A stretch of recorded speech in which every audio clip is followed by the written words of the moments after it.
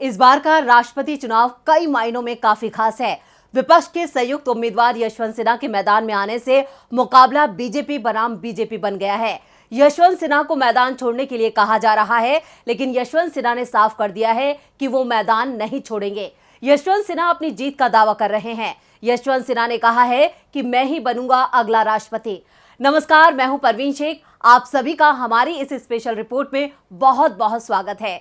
अपनी इस रिपोर्ट में विस्तार से चर्चा करेंगे यशवंत सिन्हा के जीत के दावे की। आखिर इस दावे में कितना है दम? क्या वाकई देश का अगला राष्ट्रपति विपक्ष का होगा?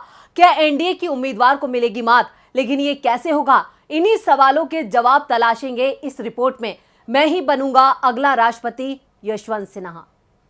रिपोर्ट में आगे बढ़ने से पहले हम आपको बता दें कि देश में कब कब राष्ट्रपति निर्विरोध चुने गए और कब हुआ है कांटे का मुकाबला, तब किसके हिस्से में आई है जीत। देश में 16वें राष्ट्रपति चुनाव की तारीखों का ऐलान हो चुका है।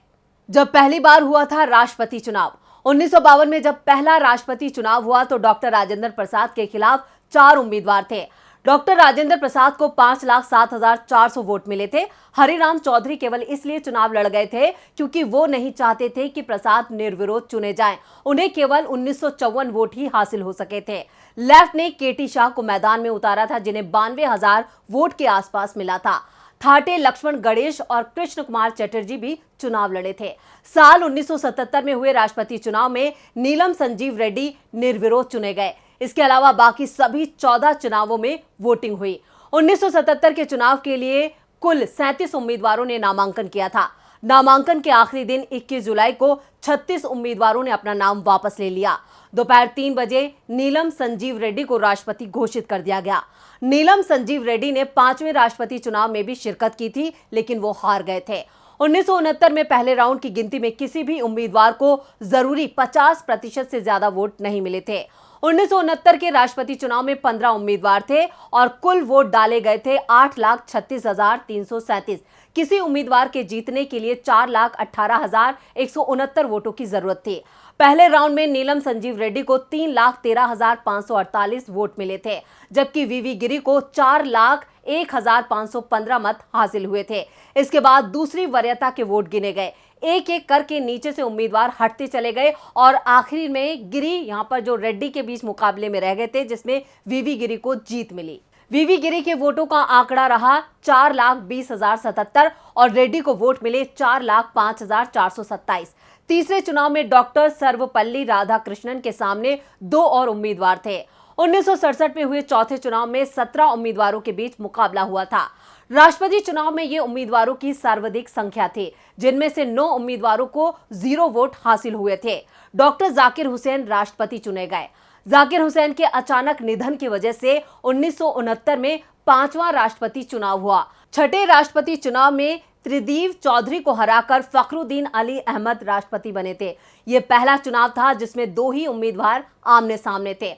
8वें और 11वें से लेकर 15वें चुनाव तक हर बार 2 उम्मीदवारों के बीच ही मुकाबला हुआ। 11वें चुनाव में के.आर. नारायण को मिले सबसे ज्यादा वोट। जी हां, के.आर. नारायण को 9,56,290 वोट मिले। उनके मुकाबले में टी.एन. शेषन को महज 50,631 वोट मिले। 12वें चुनाव में डॉक्टर ए.पी.जे. अब्दुल कलाम को 9,22,884 वोट मिले थे। भारतीय राजनीति विवादों से भरी पड़ी है। ऐसे में राष्ट्रपति चुनाव में विवाद ना हो, ऐसा तो हो ही नहीं सकता। चलिए आपको बताते हैं कि राष्ट्रपति चुनाव के इतिहास में सबसे विवादित कौन सा राष्ट्रपति चुनाव रहा। 1969 का राष्ट्रपति चुनाव सबसे ज्यादा विवादित रहा। मई 1969 में जाकिर हुसैन को देश का तीसरा राष्ट्रपति चुना गया था। जाकिर हुसैन के अचानक निधन के बाद संविधान के अनुच्छेद 65(1) के तहत उस वक्त उपराष्ट्रपति रहे वीवी गिरी ने कार्यकारी राष्ट्रपति के रूप में पद संभाला। जुलाई 1969 में गिरी ने भी दोनों पदों से इस्तीफा दे दिया। इसके बाद जब चुनाव का नंबर आया, तब कांग्रेस पार्टी में ही वर्चस्व को लेकर लड़ाई शुरू हो गई। उस वक्त की प्रधानमंत्री इंदिरा गांधी ने पार्टी के ऑफिशियल कैंडिडेट नीलम संजीव रेड्डी का विरोध किया। गांधी ने गिरी का सपोर्ट किया, जो कि निर्दलीय उम्मीदवार थे। इस चुनाव में गिरी की जीत हुई और नीलम संजीव रेड्डी हार गए। इसके बाद इंदिरा गांधी को भी पार्टी से बाहर का रास्ता दिखा दिया गया, जिसके कारण कांग्रेस में ही विभाजन हो गया। यशवंत सिन्हा का मुकाबला एनडीए कैंडिडेट द्रौपदी मुर्मू से है। यशवंत सिन्हा अपने चुनाव प्रचार अभियान की शुरुआत झारखंड और बिहार से कर सकते हैं। वैसे बिहार के मुख्यमंत्री नीतीश कुमार हमेशा लीग से हटकर मतदान करते रहे हैं। यशवंत सिन्हा पूरे दमखम के साथ मैदान में डटे हैं। उनको विपक्ष की 19 पार्टियों ने समर्थन दिया है। राजनीति में जीत हमेशा मायने रखती है, जिसकी उम्मीद में यशवंत सिन्हा एक बार फिर मैदान में हैं।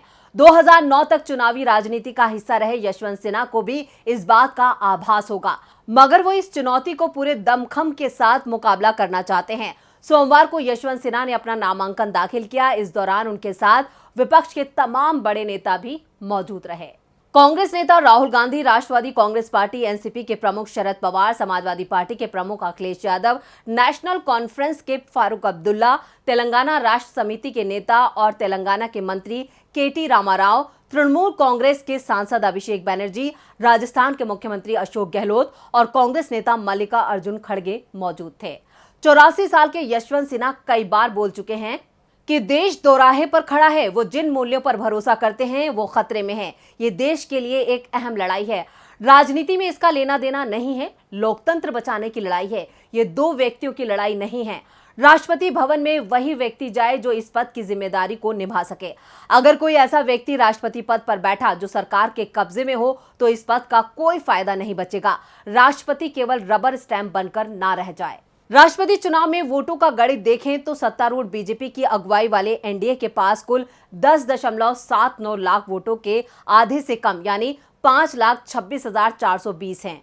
इस साल अप्रैल में उच्च सदन में 100 के आंकड़े पर पहुंचने वाली बीजेपी के सदस्यों की संख्या राज्यसभा में पहले से घटकर 95 हुई और फिर 57 सीटों के लिए हाल में हुए चुनावों के बाद 95 से घटकर 91 पर आ गई। 57 सदस्यों को मिलाकर वर्तमान में उच्च सदन के कुल 232 सदस्यों में बीजेपी के 95 सदस्य हैं। एनडीए को करीब 13,000 वोट कम पड़ रहे हैं। दरअसल हाल के सालों में शिवसेना अकाली दल के साथ बीजेपी के रास्ते अलग हो गए। वहीं एआईएडीएमके के सदस्य तमिलनाडु विधानसभा में घटे हैं। बीजेपी ने यूपी चुनाव में फिर से सत्ता हासिल तो कर ली, लेकिन उसकी संख्या घट गई है। उसे राजस्थान, छत्तीसगढ़ और मध्य प्रदेश में तुलनात्मक रूप से भी नुकसान हुआ है। राष्ट्रपति चुनाव में बीजेपी के पास एनडीए साथियों को मिलाकर भी 50% वोट नहीं है, लेकिन द्रौपदी मुर्मू को लाकर बीजेपी ने पूरा गेम ही बदल डाला है। नीतीश कुमार तो प्रधानमंत्री नरेंद्र मोदी को बधाई दे ही रहे हैं। खास मौके पर दूर होकर भी साथ खड़े रहने वाले उड़ीसा के मुख्यमंत्री नवीन पटनायक भी प्राउड फील कर रहे हैं। महाराष्ट्र में तो बीजेपी के पास नंबर बहुमत से बहुत ज्यादा दूर है, लेकिन शिवसेना के टूट जाने की स्थिति में वो फिर से मैदान में मजबूती से डट जाएगी। शिवसेना के साथ गठबंधन टूटने के बाद से वैसे भी बीजेपी नेता दिन रात इसी खेल में तो लगे हुए थे। महाराष्ट्र में चल रहे सियासी खेल को राष्ट्रपति चुनाव से जोड़कर देखा जा रहा है। राष्ट्रपति पद के उम्मीदवार यशवंत सिन्हा ने इस बात का दावा किया है और कहा है इसके जरिए बीजेपी चुनाव के लिए नंबर जुटाना चाहती है। उनका कहना है कि महाराष्ट्र में बीजेपी के पास कम वोट थे और महाविकास अघाड़ी के पास ज्यादा वोट थे। उन्होंने कहा है कि अगर बीजेपी इस गठबंधन को तोड़ देती है तो उनके पास वोट बढ़ जाएंगे, जिससे राज्य की सत्ता के साथ राष्ट्रपति चुनाव में भी उसे फायदा मिलेगा। उन्होंने महाराष्ट्र की राजनीति में आए तूफान के लिए बीजेपी को जिम्मेदार ठहराते हुए कहा है कि ये उनका पुराना खेल है। यशवंत सिन्हा बीजेपी के खेल को अच्छे से समझते हैं, क्योंकि वो खुद 25 साल से ज्यादा वक्त तक बीजेपी के लिए राजनीति कर चुके हैं। अब राष्ट्रपति चुनाव के नंबर गेम के लिए महाराष्ट्र की सियासत का ऊंट किस करवट बैठेगा कहा नहीं जा सकता। वहीं राष्ट्रपति चुनाव का रुख भी उसी तरफ रहने वाला है जहां महाराष्ट्र की सियासत का रुख रहेगा। लेकिन इस बीच यशवंत सिन्हा ने अपनी जीत का दावा जरूर कर दिया है। तो ये थी हमारी स्पेशल रिपोर्ट। आपको हमारा ये वीडियो कैसा लगा नीचे कमेंट बॉक्स में अपनी राय जरूर दें और इस वीडियो को ज्यादा से ज्यादा शेयर करें और लाइक करें। देखते रहिए डीबी लाइव। नमस्कार।